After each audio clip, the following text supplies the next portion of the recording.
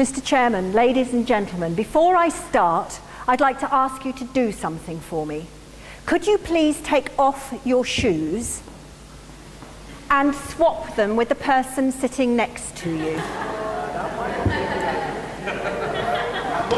Now, our reactions to change may be a little like the reaction you just had to my request just now. Perhaps a little confused. Does she really mean us to do it now? Or maybe a bit excited, like this is something different? Or perhaps concerned that you've got holes in your socks and sweaty feet? When thinking about tonight's topic, everything needs to change so that everything can stay the same, I was reminded of a quote from Confucius. They must change often who would be constant in their happiness.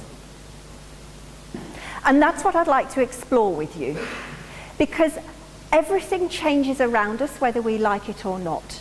But we as human beings have a constant, unchanging desire to be happy.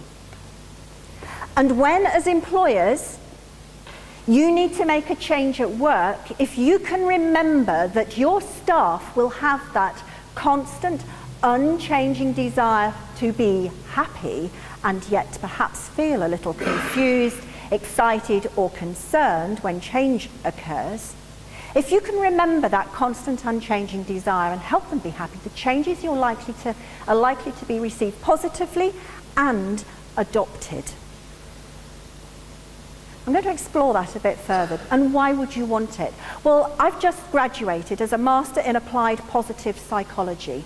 And research has shown that if you enable your employees to be happy in their work, they are likely to be more productive, take less time off sick, and your customers are more satisfied as well.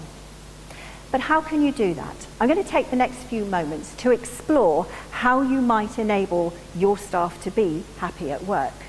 Or for those of you who work for yourself, perhaps wear that hat.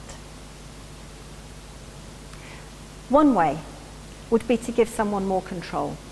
Another way is to increase social interaction. And the third is to enable a greater link to meaning and purpose. So more control. Initially, that might seem really difficult because in regulated financial environments, you get some constraints.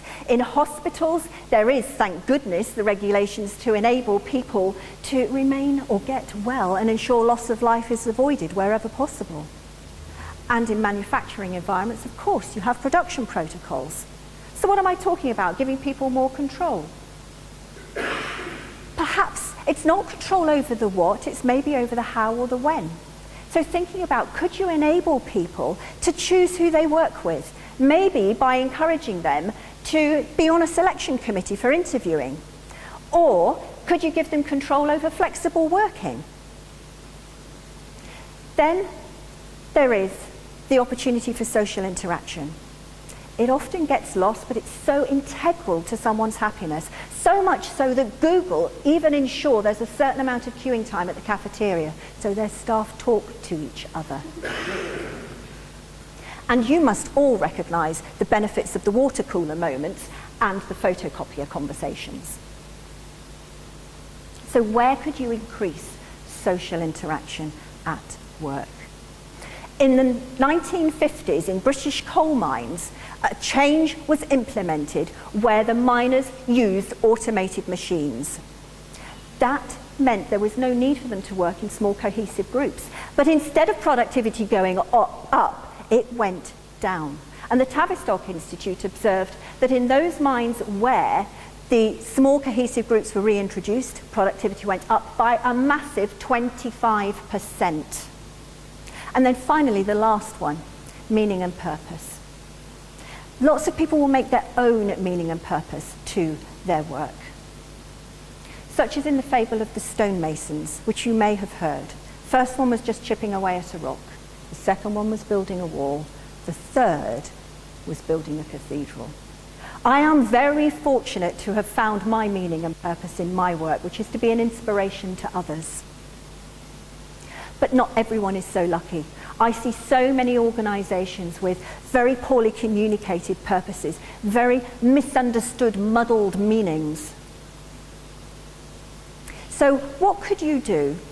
What could you do to enable a greater level of control?